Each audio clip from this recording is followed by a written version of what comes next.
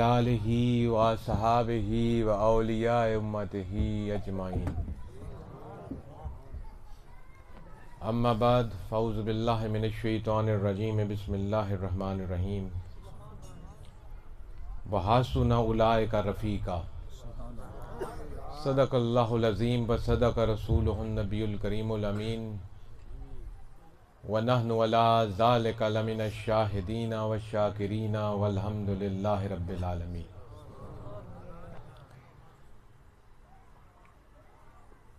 सबसे पहले मैं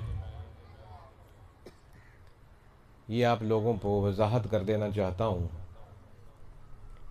कि हमें यहाँ आने के लिए 4 बजे का वक्त दिया गया था। जिस किसी के जहन में ये हो कि टाइम कौन सा दिया गया है और जनाब ये आए कितने बजे हैं, तो मैं वजाहत कर दूं कि मुझे फ़ोन पे हमारे जो मेज़बान साहब थे उन्होंने कहा था कि आपका ख़िताब 4 बजे होगा, और उस हिसाब से मैं पूरे 3:45 बजे आपके गांव में था। और फिर वो कोई चाय पानी के लिए अपने घर में ले गए। यहाँ पिंडाल में सिर्फ 8-9 मिनट में लेट हुआ हूँ, जिसके लिए मैं माजरत चाहता हूँ, क्योंकि वक्त की पाबंदी ही इश्क रसूल है। और अगर आपको 5 वक्त की नमाज वक्त की पाबंदी ही नहीं सिखा सकती तो फिर आपने नमाज ही नहीं पढ़ी। हालांकि सुबह से मैं को घर भी नहीं बैठा हुआ था, कई मीटिंगें अटेंड करके आया हूँ, जैसे मुफ्ती साहब ने अर्ज़ किया अभी आपके सामने।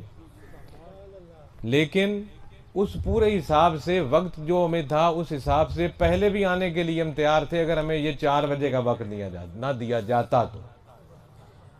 इसलिए 8-10 मिनट लेट आने की माजरत कबूल करेंगे आप। और उसके बाद लंबी चौड़ी क्या तकरीर करनी, चंद टूटी फूटी बातें करके आपसे इजाज़त चाहूँगा। तकरीरें आलिम करते हैं। अभी मुझसे पहले मुफ्ती गुलाम सरवर कादरी साहब ने कोई ज़्यादा ही तारीफ़ कर दी। ये तो इनकी मोहब्बत है, वरना तारीफ़ तो उस एक खुदा की, तारीफ़ उसी की जो रब है, तारीफ़ उसी की जो वहदहु ला शरीक है, तारीफ़ उसी की जो मालिक यौमुद्दीन है, तारीफ़ उसी की जिसके कब्ज़े कुदरत में हम सब की ज़िंदगी और मौत है, तारीफ़ उसी की कि जिसको इज़्ज़त दे जिसको ज़िल्लत दे, व इज़्ज़ु मन तशा व तुज़िल्लु मन तशा। तारीफ़ उसी की जो खालिक भी है, मालिक भी है, रहीम भी है, करीम भी है। और उसके बाद तारीफ़ उसके महबूब की, जिसके नूर को उसके नूर से सबसे पहले तख्लीक किया गया। उसके बाद तारीफ़ उस महबूब की कि जिसका नूर तब भी था जब न लौह थी न कलम था, न अर्श थी न कुर्सी थी, न जन्नत था न दोज़ख थी, न फरिश्ते थे न नबी थे न रिसालत थी, न जनाबे वाले सूरज थे न चांद थे न सितारे थे, न दुनिया थी न कायनात थी, न कोई बंदा था न कोई बंदे की ज़ात थी। वो खालिक था जिसके लिए तमाम तारीफें, और उस खालिक की मखलूक में सबसे अफजल था जो उसका महबूब था। उसके बाद तारीफ के लायक वो शख्सियत है।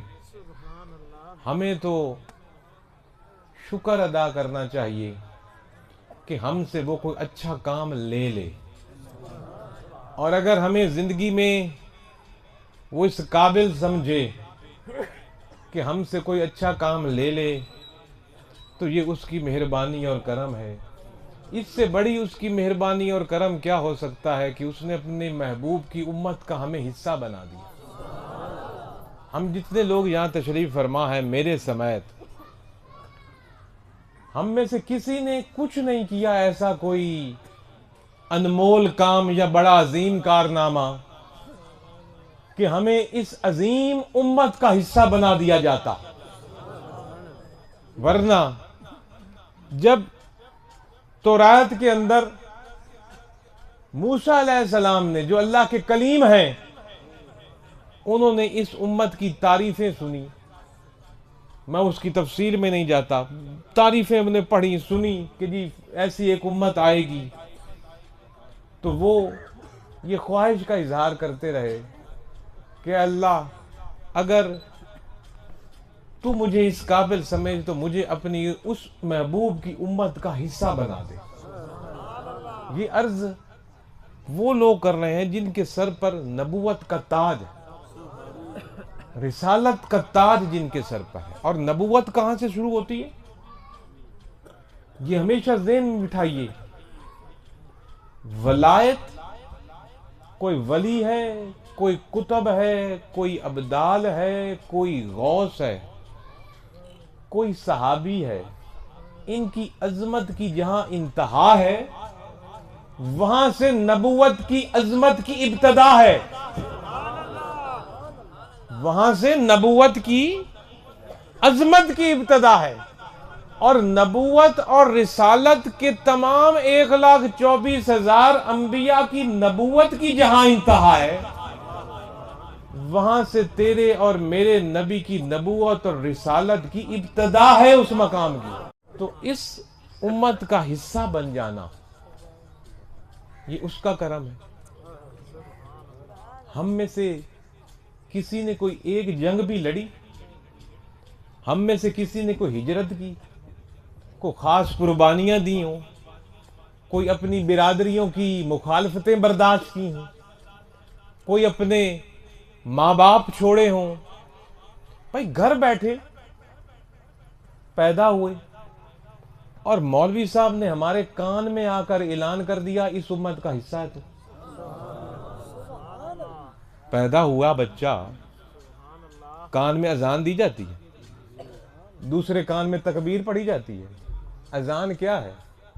اعلان ہے اللہ سب سے بڑا، اس کے سوا کوئی معبود نہیں، محمد اس کے رسول۔ تو گھر بیٹھے مسلمان کے گھر پیدا ہو گیا اور تیرے کسی بزرگ نے یا تیرے چک کے علاقے کے مولوی نے یا امام نے یا پیر صاحب نے تیرے کان میں آ کر اعلان کر دیا کہ مبارک ہو، اللہ کے محبوب کا امتی ہے تو، اسی ایک نعمت کا صلہ ہم دے سکتے؟ قطعاً نہیں دے سکتے۔ قیامت تک ہماری زندگی ہو جائے اور قیامت تک ہماری لمبی عمر ہو جائے، سینکڑوں ہزاروں سال کی، اور ہم اپنا سر سجدے میں رکھ دیں اور رب کی حمد و ثنا بیان کرنی شروع کر دیں، پھر بھی شکر نہیں ادا ہو سکتا۔ ہم اپنا تن من دھن وار دیں، اپنی اولادیں قربان کر دیں، اپنے مال قربان کر دیں، یہاں تک کہ اپنی جان بھی راہ حق میں شہید کروا دیں، پھر بھی ہم اس نعمت کا شکر ادا نہیں کر سکتے جو گھر بیٹھے ہمیں مل گئی، اس عظیم امت کا حصہ بن جانا۔ اور یہ رب کا احسان ہے۔ یہاں ہم تشریف لائے صرف اس کی رضا کے لیے، جو بھی کام کرو اس کو راضی کرنے کے لیے۔ کوئی اور طمع اور لالچ بیچ میں آئے گا تو یہ پھر ہم اس حق ادا نہیں کر سکتے جو اللہ نے ہمیں ایک عظیم امت کا حصہ بنا دیا۔ اب جیسے ہم یہاں بیٹھے ہیں، کیا خوبصورت ادب سے آپ بیٹھے ہو، تعریف کے لائق ہو، ورنہ بڑی محفلیں میں نے دیکھی ہیں، او بھائی کوئی ادھر سے اٹھ رہا ہے، کوئی ادھر سے آ رہا ہے، کوئی ادھر سے جا رہا ہے۔ یہ پیر صاحب میرے ساتھ تشریف فرما ہے، ان کے مریدین کس ادب سے بیٹھے ہیں، جو میرے لیے یہاں آئے ہیں، میرے فقیر کے لیے، وہ کتنے ادب سے جہاں بیٹھے ہیں۔ بھائی یہ حق ہے اس ادب والے کی، ادب کی محفل میں بیٹھنا۔ کس کا ادب؟ جس کے ادب کے طریقے رب نے قرآن میں بتائے۔